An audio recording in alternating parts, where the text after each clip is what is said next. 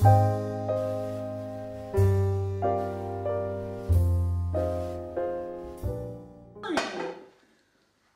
for stopping by.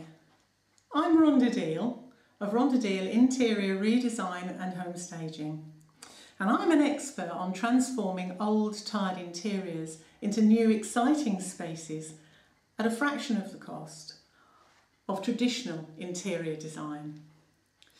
Welcome to the second of my how-to videos on recycling, upcycling, updating and reusing items you already own. I'm going to show you how small changes to your furniture can have a big impact on your home interior, and for a fraction of the cost of new. This video introduces you to simple upholstery. You'll be learning how to take apart and recover your dining room seat pads, and I look forward to hearing your comments and your questions. And please do hit the like button and share this video with your friends and family. And also, I'd love to hear from you about projects that you have done recently. So please do get in touch and send me your videos too. Thank you for listening and thank you for watching. Rhonda Deal Home Staging and Interior Redesign. Find me on the web www.rd-homestaging.co.uk. For this project you will need 1 metre of main cover fabric, 1 metre of lining fabric, screwdriver, hammer, staple gun, staples, long nose pliers and a staple remover. Okay, I'm now going to remove the screws. There's 4. Just put them to one side for the moment. If they're a bit tight, just persevere. They should come out quite easily. Here we go. Take the frame and we're left with the seat pad. And we're just going to take all these staples out, and you can take away the seat liner. There's loads more staples underneath, absolutely hundreds. So if possible, always use the right tool, and this is superb. It's a staple remover. I got mine from Screwfix, which was... Chisels don't help, we tried that. I tried knives, I tried all sorts when I first started. All you do is break the tips. Just keep going. Take them out as you go. All the way round. Okay, so you can see I'm just about to take this off. Before I do, can I just say there's a couple of things here. On the bottom you will see that on most chairs that you buy, in fact on all chairs, by law they have to display the fire safety label. That if you're making these for yourself, that's fine. You can cover it with fabric that hasn't been treated with a fire retardant spray.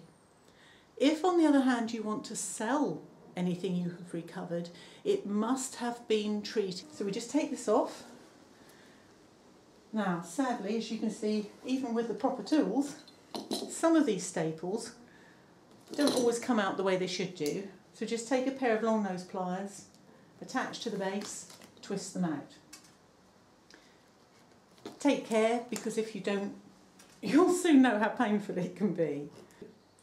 But you just go through the whole process again until you remove this base. So that's what we'll do. Right, as you can see, we're just taking out the last few staples. There we go. I'll get rid of these. Put them in a heap for a minute. Right, so now you're ready to pull these apart. There you go. Just literally slide your hand underneath and ease it away. If it gets really bad or it's falling apart, then the best thing to do is obviously to go out and buy some more. And I do suggest that you do get fire retardant foam. so that the whole seat is safe then. Here we go. Last few bits. So now we just pull it away and there you have it. Pop that on there for a minute.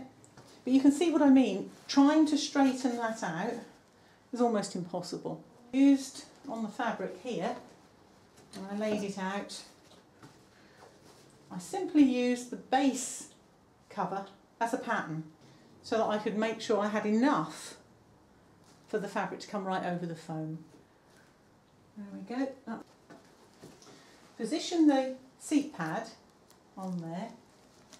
So that's what I've done with that. Now, centre it up, make sure you're happy, and then taking the top end, bring it over, one staple in there, turn the whole thing round. Now you do need to pull quite hard to make sure it's smooth underneath. Yeah. Bring it over nice and tight. Centre it again, put your staple in. Now you're going to do this on the two sides as well. The reason is it then fixes the fabric far better and it allows you to have set the tension. I'll show you in a minute. Here we go. Pull tight, bring it over, make sure it's fairly smooth underneath, put that in. Now, here you go, look. Now when that's done all over, you'll see it'll be really beautifully taut, but that gives you a starting point already. So over we go. Move towards the corners because you're going to have to do a pleat because these are slightly rounded. So I like to go part way up. So going up to the corner, do it this side as well. So you go from the two sides in. You'll see why in a moment. Makes it a lot easier. Right, now take this bit, yeah, in the centre there, pull it over like that, fix it. Now here you've got enough to pull, make a neat tight pleat there, staple it, smooth any foam down, you don't want that to go into a pleat, make it too bulky, bring that over to there, same way, down, and then just ease the rest out as you go round, like that. I'll just do that corner one more time, that's nicely in. Now I want to make sure that they're all in tight on corners, okay? Do exactly the same with the other side.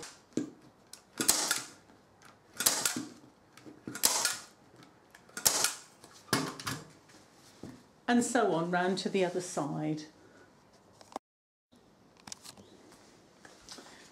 Right, one last staple, and that's the base done. And voila, there we are. One beautifully smooth, just as we need it actually, uncovered. Now pop it on there for a moment. We're going to need this one next, so make sure you get it the right way up. There we are, right side down, it's the right shape. There we go. Position it as before. So there we go. First one in, turn, and to stretch better, I like to push from the base here and just push the fabric up and over like that to get a better fit. Having got two covers on it, it can sometimes be a little more difficult. But as I said, the finish is well worth the effort in the long run. So again, stroke it from underneath, up and over. And in we go. And then it's exactly as we did before. And it might well be that it's a little bit quicker. push and stretch as tight as you can. The tighter you do this, the tighter you stretch the fabric, the better the finish on your chair pad. Again, this comes over. Here we go again. Look, it's already folding itself in. So let it go. Let the fabric help you. Just make sure that you ease it across like that, holding it down. There we are. So you see, they don't take long. Once you've done one or two, well, actually once you've done one, you find the second one's that bit easier and the last two are a doddle. So it's always worth taking your time to get that stretch though. I can't emphasise that enough, because if you don't, you'll get a rumpled seat as soon as anyone sits on it, and it's not very pleasant. And it looks so unprofessional.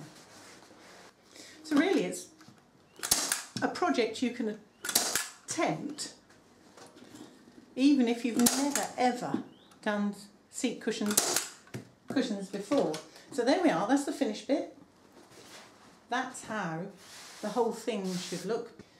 So taking the screws, position them again, just very lightly, just a couple of turns into the wood, and that just holds them in place while you position the turnover and the first couple. So what I like to do is turn it in to give it a nice neat edge. Let's do that. There we are. Take it out a bit. I like to try and cover the staples I've already put in if I can, but it's not always possible. And this doesn't need as many staples as the actual cover. You can take these out onto one side, do the other side exactly the same. There we go. And there, just finish it off. There we go. Let's put the other two in while I'm here. Push it over just a fraction. There we are.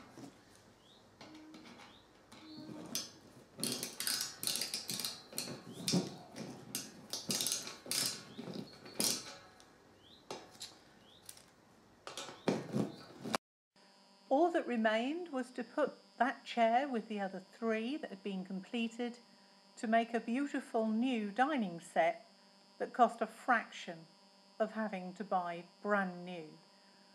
In fact, if you work it out, each of those seat covers cost approximately 79 pence each. Well worth it, I think, don't you?